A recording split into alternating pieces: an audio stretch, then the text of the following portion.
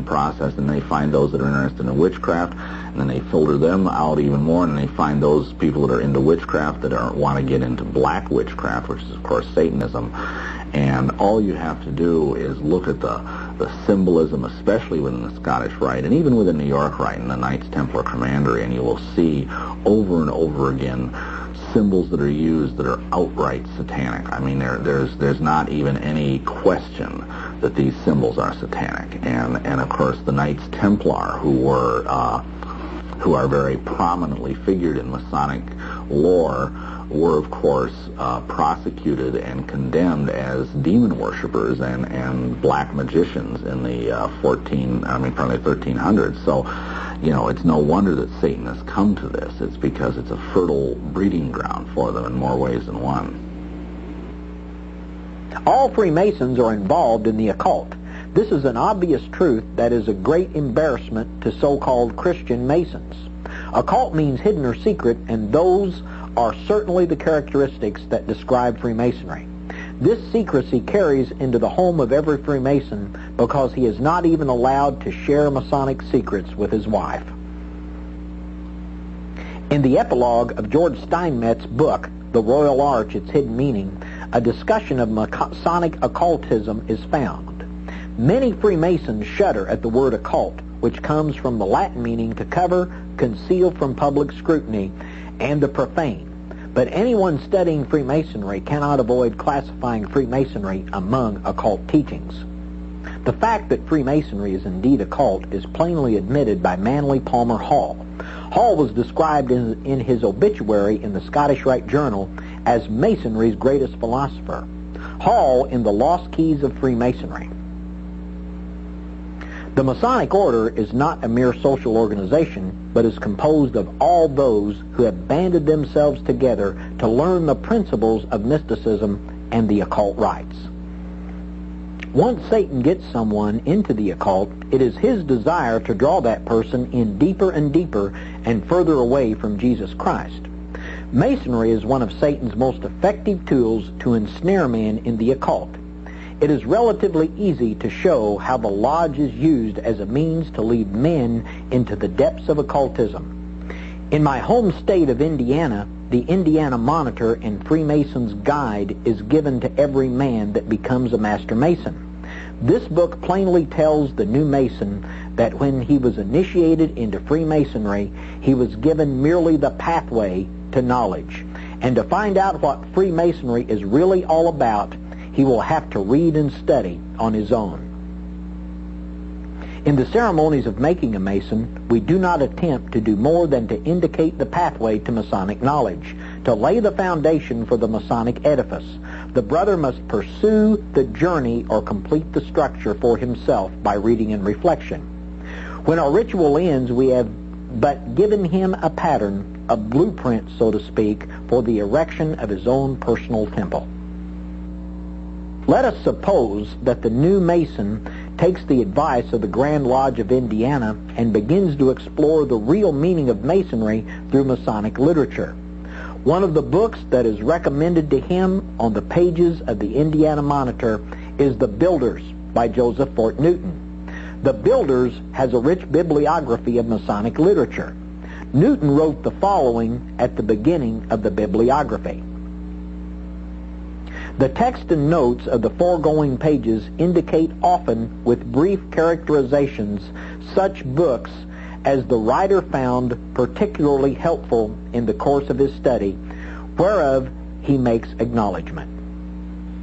In Chapter 4 of The Builders, the searching Mason would read a glowing tribute to another Masonic author, Arthur Edward Waite. The tribute covers 4 pages.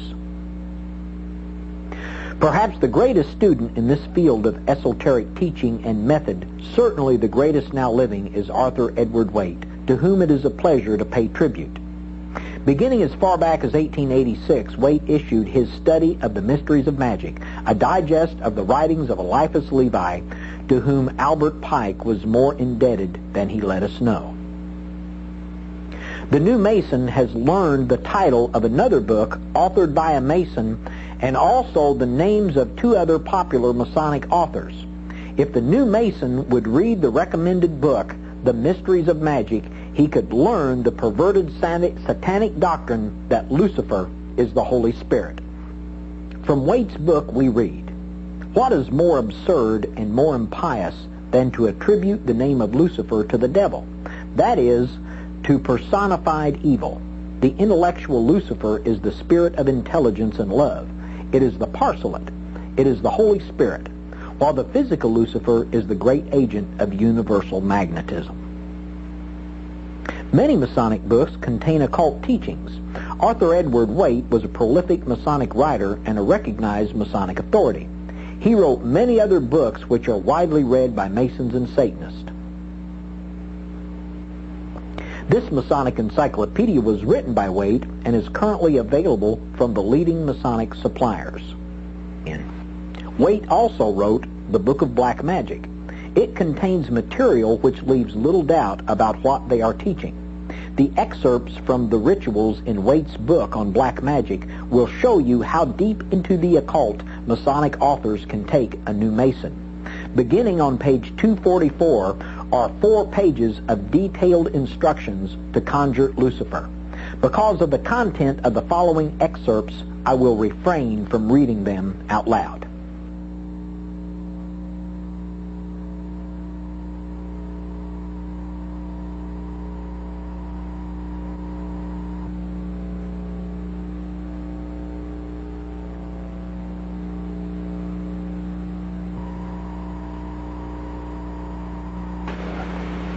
The most popular Masonic book, The Builders, praises Waite's book as a series of volumes noble in form, united in aim, unique in wealth of revealing beauty, and of unequaled worth.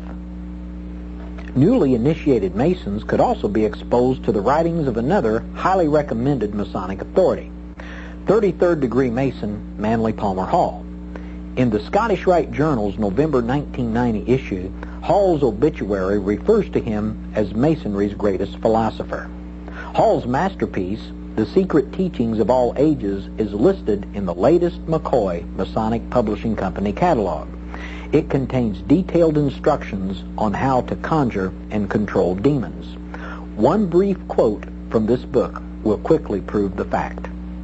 The quote contains an example pact which a Masonic occultist or other Luciferian would make to secure the services of a demon that he had conjured. Once again, because of the nature of the quote, I will refrain from reading it out loud. This is from The Secret Teachings of All Ages.